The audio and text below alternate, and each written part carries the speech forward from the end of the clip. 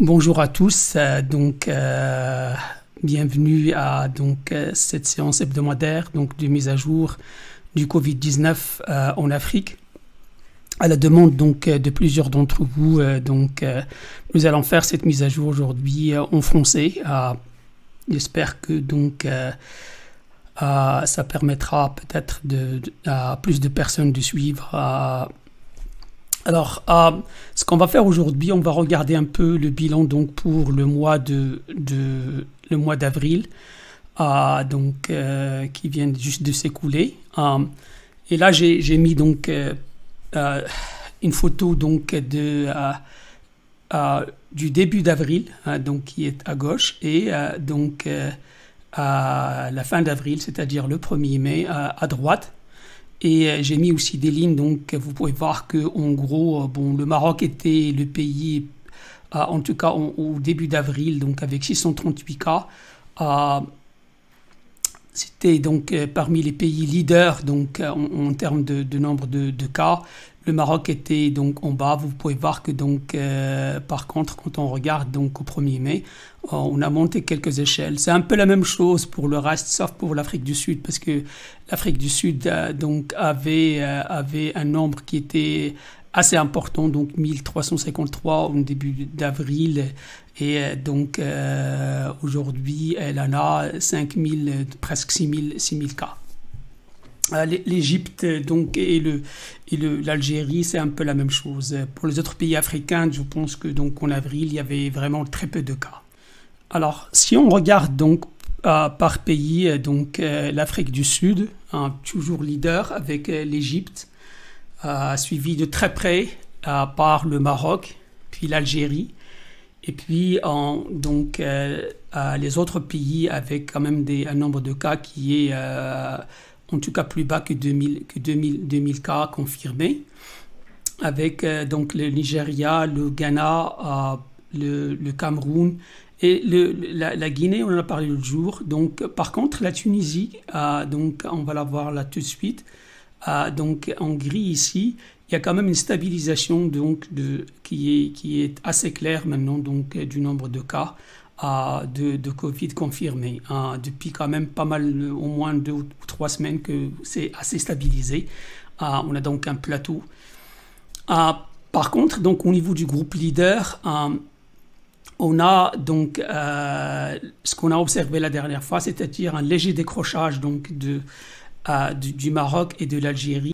Alors si on regarde le nombre de cas par jour pour les différents pays, pour l'Afrique du Sud, on a quand même une tendance vers l'augmentation. Même chose pour l'Égypte. Pour le Maroc, on a plutôt une diminution ces derniers jours, après un pic. Et à peu près la même chose pour l'Algérie. Et fait nouveau, on commence à avoir le Nigeria parce que la moyenne journalière a augmenté. J'ai aussi mis la Corée du Sud, et c'est de ça que je voudrais vraiment parler, je voulais commenter sur ce graphique. Si on regarde pour la Corée du Sud, qui a une population de 50 millions, c'est un peu intermédiaire entre les différents pays africains, avec ici des pays autour de 30 millions, 40 millions, et puis les Nigeria plus de 200 millions. Mais la Corée du Sud, le pic est apparu pratiquement pendant le mois entre le mois de février et le mois de mars. Et ça a duré à peu près un mois. Ce qui n'est pas du tout le cas pour les pays africains.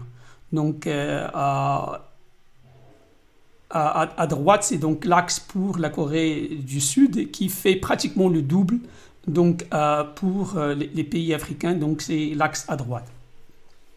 On n'est pas encore arrivé, 2 mois après, on n'est pas encore arrivé à la moyenne qui a été obtenue en Corée du Sud. Ce qui veut dire que l'objectif essentiel pour les pays africains est plus ou moins atteint, puisque en fait on a un ralentissement du nombre de cas par rapport à ce qui a été observé. Donc là, je mets la Corée, mais sinon, donc, la même chose en Chine, en Europe ou aux États-Unis. Alors, je voulais toucher quelques mots sur donc les remèdes, donc les médicaments qui sont actuellement donc dans certains pays ils sont adoptés, dans d'autres ils sont discutés. Bon, en tout cas donc en Afrique, je pense que la majorité des pays en Afrique utilisent actuellement donc une combinaison donc de l'hydroxychloroquine et l'azithromycine. La chloroquine, donc les premiers essais ont commencé en Chine. Bon, l'hydroxychloroquine, donc avec l'azithromycine, donc il y a un travail qui a été fait par l'équipe de l'IHU donc de Marseille, donc sous la direction du professeur Didier Raoult. Alors donc on verra tout de suite les résultats, mais donc juste pour vous expliquer un petit peu ce qui est donc pourquoi il y a discussion sur ces données-là. Donc c'est surtout que le protocole expérimental,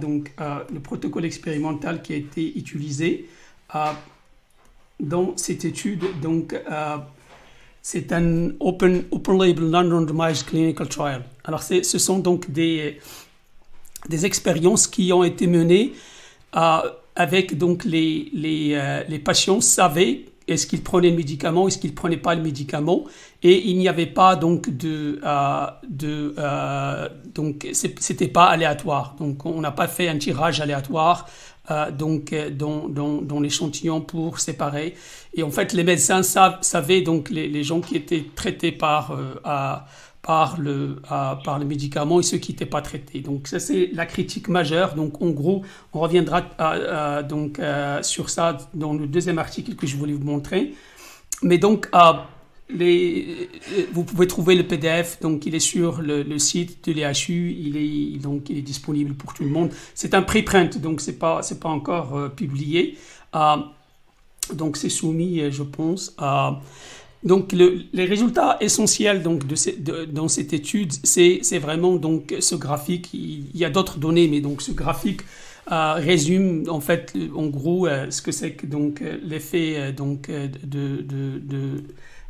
en vert ici, donc c'est les patients qui ont eu l'hydroxychloroquine et l'azithromycine, et on a donc déterminé par PCR donc est-ce que les gens présentaient donc le virus ou pas. Donc ce que ça montre, c'est surtout donc déjà donc au jour 3, il y a une différence très significative entre donc ceux qui ont pris donc l'échantillon contrôle, c'est-à-dire qui n'ont rien pris, ceux qui ont pris la chloroquine, et ceux qui ont pris donc la combinaison hydroxychloroquine azithromycine. Donc et ça se confirme encore plus sur dans le jour 5, il n'y a pratiquement plus aucun patient qui a été où on détectait encore le virus. Ce qui veut dire que donc c'est un médicament donc vu l'échantillonnage qu'ils ont fait, donc selon l'échantillonnage qu'ils ont fait, c'est un médicament qui donc permet quand même de réduire la charge virale à des niveaux qui deviennent pratiquement indétectables. Alors l'autre médicament qui fait un peu de bruit ces jours-ci, qui en fait c'est le Remdesivir, qui est un antiviral. Et donc là par contre, par rapport au protocole expérimental, là on est dans ce qu'on appelle, donc si vous voulez, le golden standard, c'est le standard, donc c'est ça ce qu'il faudrait faire dans ce genre d'expérience. Donc c'est un échantillon donc qui est aléatoire, complètement, donc c'est-à-dire que ni les médecins ni les patients ne savaient pas ce qu'ils prenaient. Donc l'essai et donc du point de vue statistique, du point de vue donc validité, c'est un test qui est très valide. Donc c'est une étude qui a été faite en Chine. Alors donc je vais pas reprendre l'ensemble, mais je vais simplement donc commenter quelques résultats. Et en fait, bon, ce qu'il faudrait retenir, c'est qu'il n'y a vraiment pas donc, donc l'amélioration, il n'y a pas d'amélioration statistiquement significative. Alors qu'est-ce que ça veut dire? Ça veut dire qu'il y a une légère amélioration, mais on ne peut pas considérer que sur la moyenne, donc c'est une amélioration qui est très importante. Mais par contre, donc les gens qui poussent, et surtout les Américains, donc avec le professeur Fauci, donc les gens qui poussent un petit peu vers ces médicaments, qui coûtent beaucoup plus cher que le Plaquenil, il faut s'en rendre compte, c'est que donc ça réduit le nombre de jours donc en réanimation. Et je pense que c'est donc au lieu de 15 jours, c'est aux alentours de 10 jours. Donc, alors c'est quand même 5 jours de gagner. Et ça peut être très significatif au niveau d'un pays. Ça veut dire que donc en fait, bon, si on fait le calcul, on gagne donc plus ou moins 5 jours. Donc ce qui veut dire que donc au lieu que les personnes restent 15 jours, donc au lieu d'avoir un lit donc 2 personnes de jour, on peut avoir un lit pour 3 personnes donc pour 3 personnes. C'est ça que ça veut dire à peu près. Et cependant, il faut quand même voir que donc en plus noter que donc en fait donc ils ont observé des problèmes donc chez un certain nombre de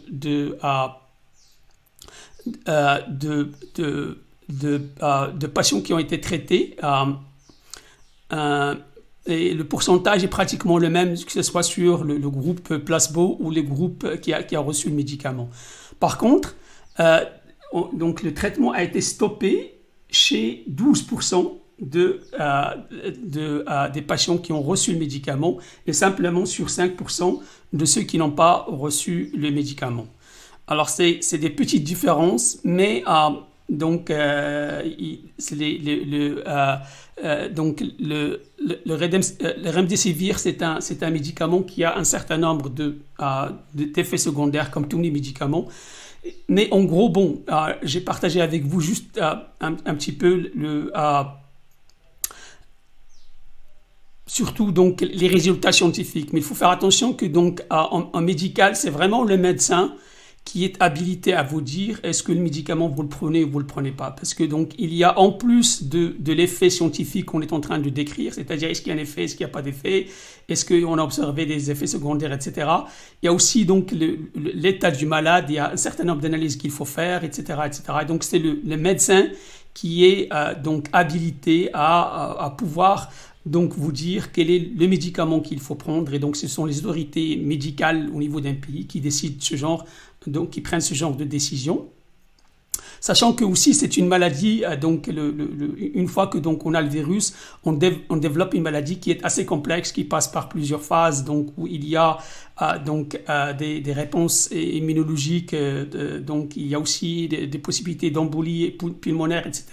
Donc c'est vraiment les médecins et l'autorité médicale de chaque pays qui décident sur ce genre donc sur le choix. Donc on arrive donc à la dernière partie donc de cette mise à jour pour parler un peu du déconfinement. Donc Unlock, pour ceux d'entre vous qui sont familiers avec le Parlement britannique, donc le mot Unlock donc pour les députés. Alors pour donc les déconfinements, la première chose qu'il faudra regarder, c'est d'abord l'objectif. Et donc, dans les pays africains, l'objectif a été de ne pas avoir donc d'immunité collective, mais de ralentir donc la transmission du Covid-19. Donc ça, c'est clair. Et je pense que c'est pour tous les pays africains. Alors après, donc, j'espère que donc, on a pratiquement eu 2 mois, que ces 2 mois ont été donc suffisant pour développer la capacité donc de test, la capacité aussi en termes donc de salles de réanimation et donc salles de soins, et que donc toute la logistique normalement de transport, etc. est en place. il faut espérer que donc en fait tout ce qui est